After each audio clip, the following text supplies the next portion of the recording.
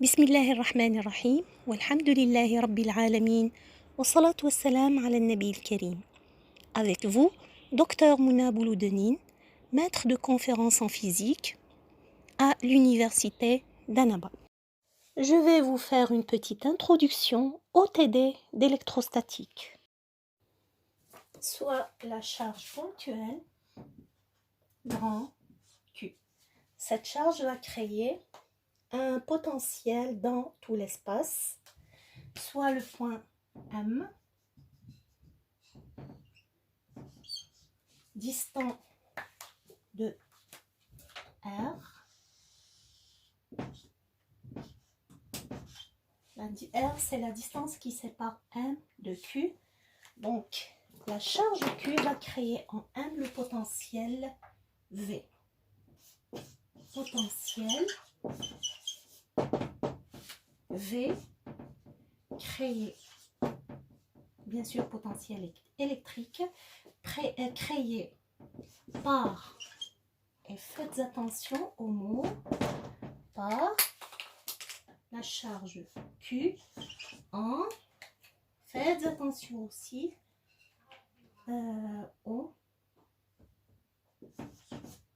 à la position ou au point M. Donc le potentiel V est égal à Q sur la charge Q qui a créé le potentiel sur 4 pi epsilon, la distance R. Epsilon, c'est permittivité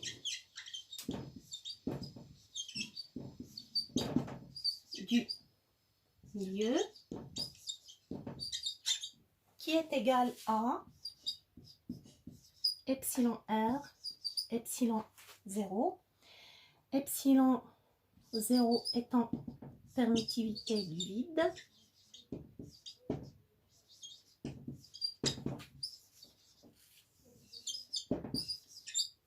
Et epsilon R, permittivité relative, qui est une quantité adimensionnée, qui n'a pas d'unité. Permittivité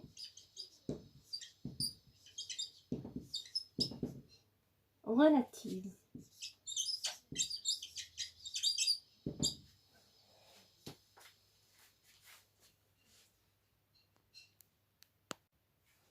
Rappelons que 1 sur 4 pi epsilon 0 est égal à K qui est égal à 9 puissance 9 unités internationales.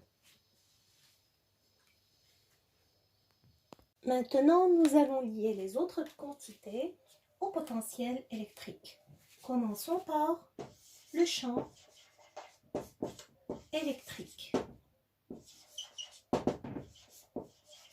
Toujours créé par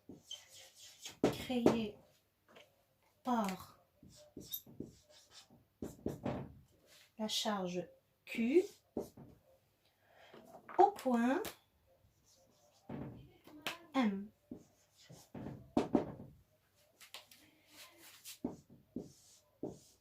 D'abord, je rappelle que le potentiel électrique, c'est un scalaire. Le potentiel électrique, c'est un scalaire, alors que le champ électrique, c'est un vecteur. La relation entre le champ électrique et le potentiel, c'est le vecteur gradient. C'est-à-dire, le champ électrique est dérivé d'un potentiel. Bien sûr, nous allons expliquer ça ultérieurement dans les exercices où la charge est une distribution ou bien linéaire ou surfacique ou volumique. Cette expression, il n'est pas possible d'utiliser cette expression dans le cas des charges ponctuelles pour la simple raison que dans le cas de charges ponctuelles, nous n'allons pas avoir une fonction qui peut être dérivée ou intégrée. Alors, revenons à l'expression du potentiel qui est dans le vide. KQ sur R. Dérivez cette expression, vous allez trouver E est égal. Nous avons un moins, avec ce moins c'est plus Q sur 4pi epsilon R carré. Alors, ne confondez pas le champ avec le potentiel. Ça, c'est le module du champ électrique. C'est Q sur 4pi epsilon R carré, alors que le potentiel, c'est Q sur 4pi epsilon R. Nous allons maintenant représenter le vecteur champ après avoir trouvé son module. Donc, la charge Q va créer un champ électrique au point M. D'abord, il est porté par cette droite qui lie les points, le point M et Q. Son point d'application, c'est le point M. La direction maintenant est liée à la charge Q, au signe de la charge Q. Si la charge Q était négative, le champ est entrant. Si la charge Q est positive, le champ est sortant. On va supposer que la charge Q est positive. Dans ce cas, le champ électrique E est sortant. Maintenant à une autre quantité. Nous allons mettre une charge au point M. Puisqu'il y avait un champ électrique E, la charge Q va subir une force électrique. Donc, force électrique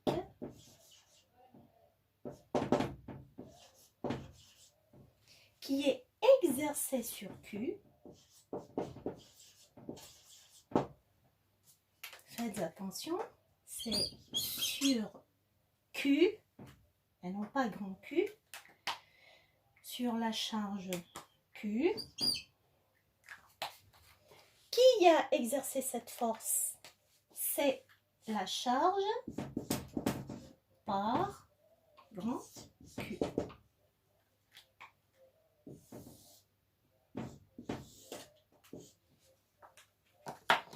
Comme le champ est un vecteur, la force est aussi un vecteur. Bien sûr, nous savons que la force est un vecteur.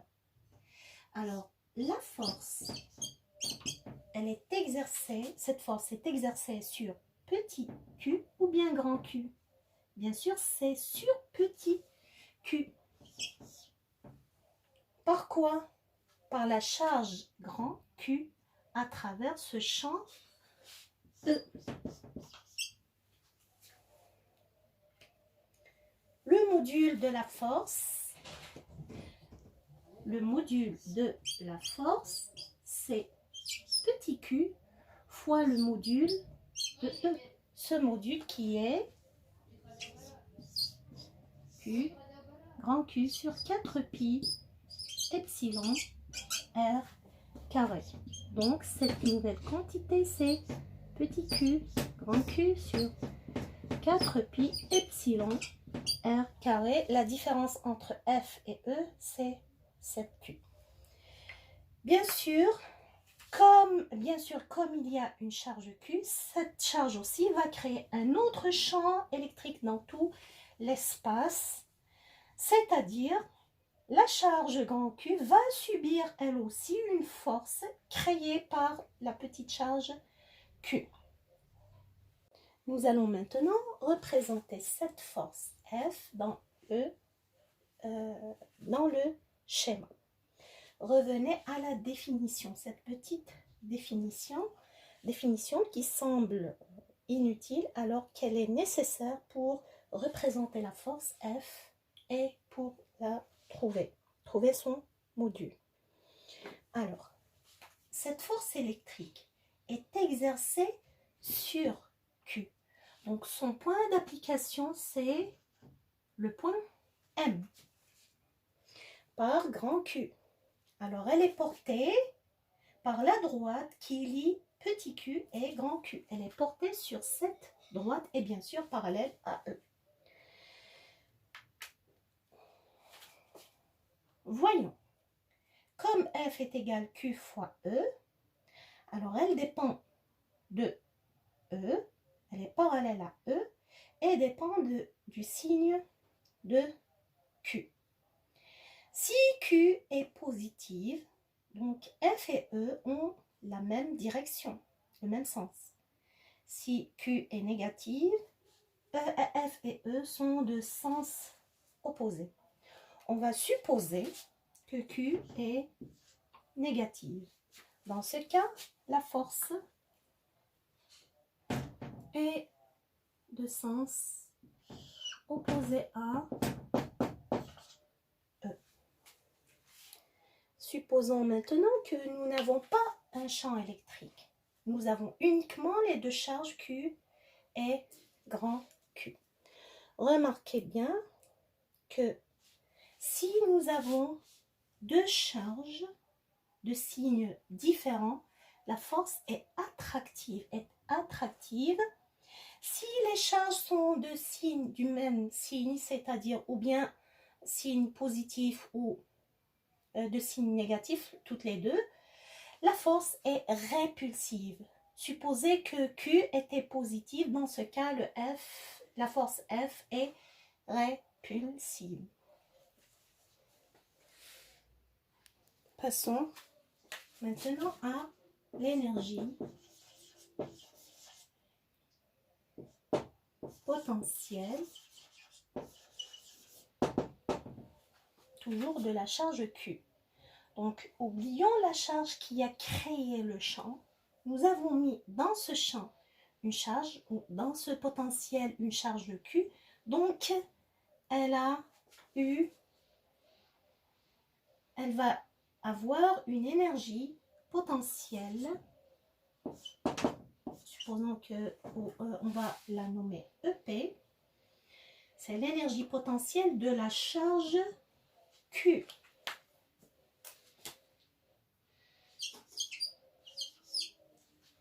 Nous avions un potentiel lorsque nous avions un point M.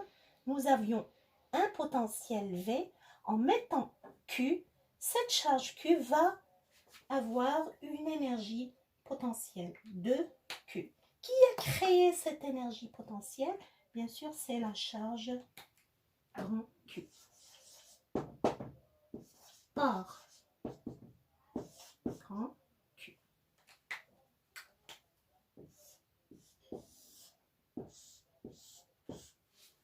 L'énergie potentielle EP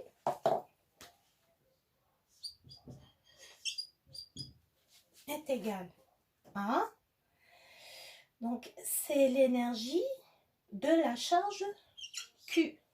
Qui a créé cette énergie potentielle? C'est la charge Q, grand Q, par l'intermédiaire du potentiel V. Cette charge grand Q a créé le potentiel V. En mettant la charge Q au point M, elle va avoir une énergie potentielle. Remplaçons maintenant par l'expression de V qui est Q sur 4pi epsilon R.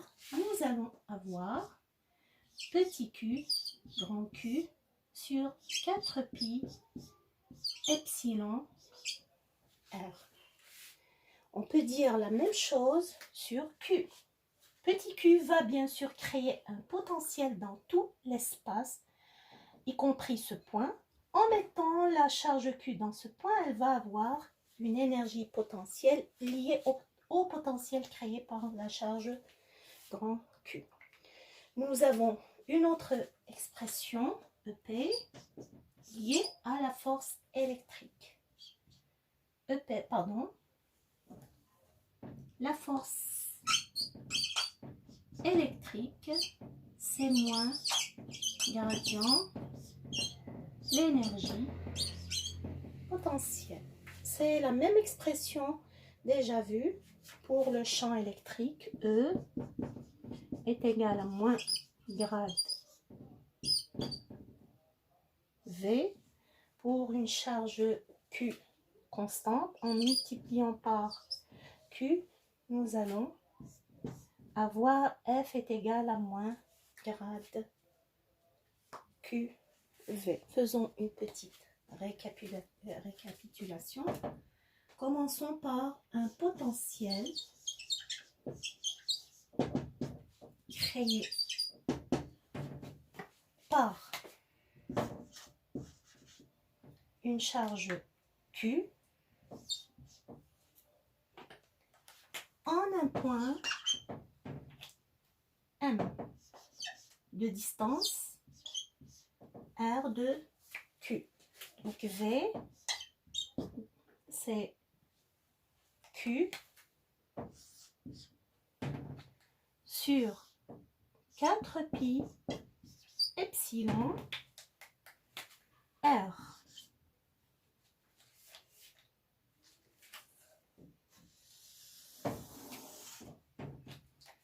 Un champ électrique, champ créé par la charge Q en M de distance R. C'est E est égal à la charge Q sur 4 pi epsilon. Cette fois-ci, au lieu de R, c'est R carré. Vous remarquez que cette petite phrase est très importante pour trouver les formules et pour bien représenter les vecteurs E et les vecteurs F, les vecteurs de force. On va voir ça dans nos exercices. Surtout pour les débutants, je conseille d'écrire soigneusement cette phrase. Force exercer cette fois-ci, exercer. Je vais suivre le même ordre. Exercer par Q sur petit q. C'est F est égal Q, grand Q, petit q, sur 4 pi epsilon R carré. Q, distante de R.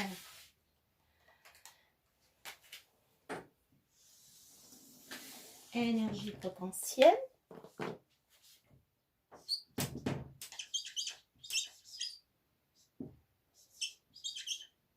Potentiel créé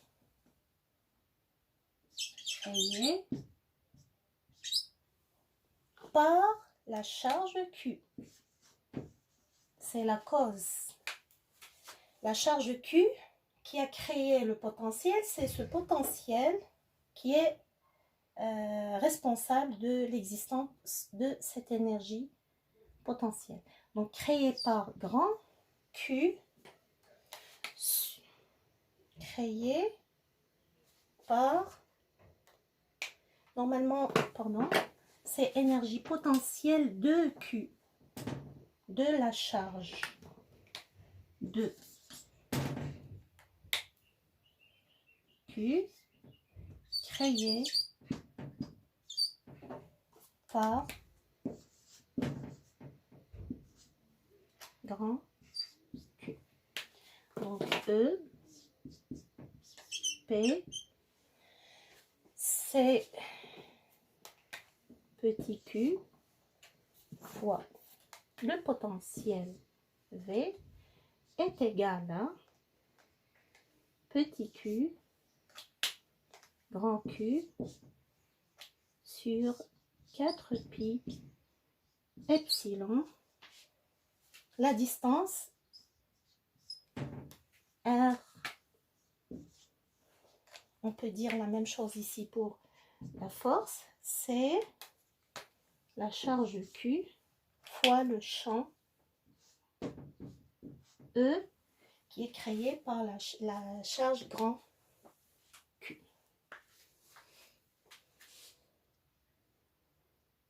La loi de superposition.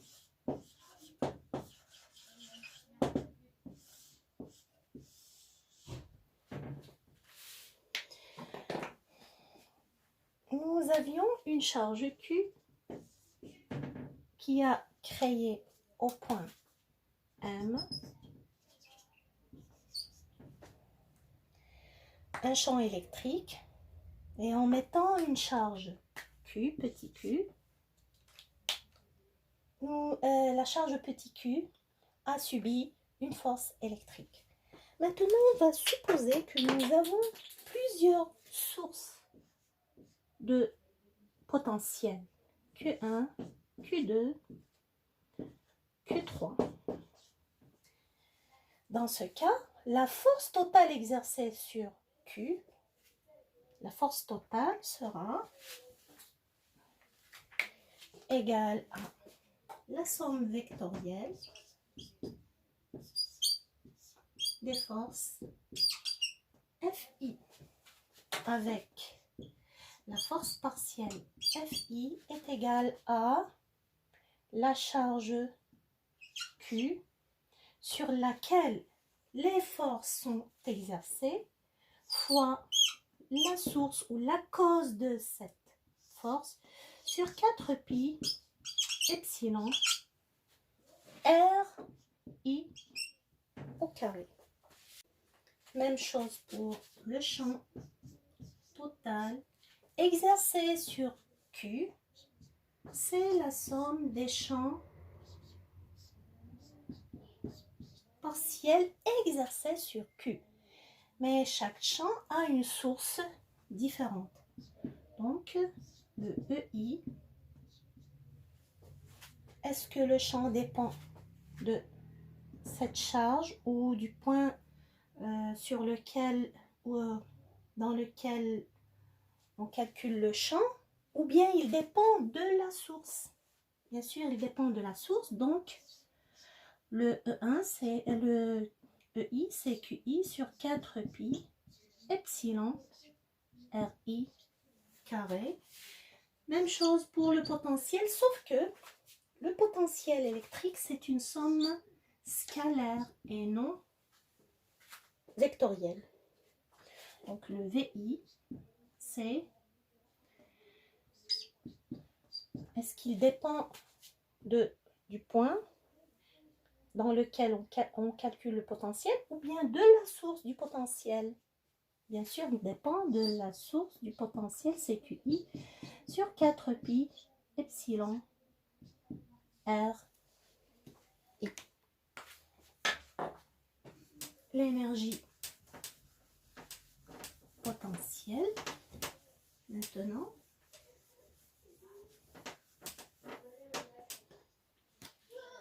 EP total, c'est Q fois V total, c'est-à-dire c'est la charge Q fois V total,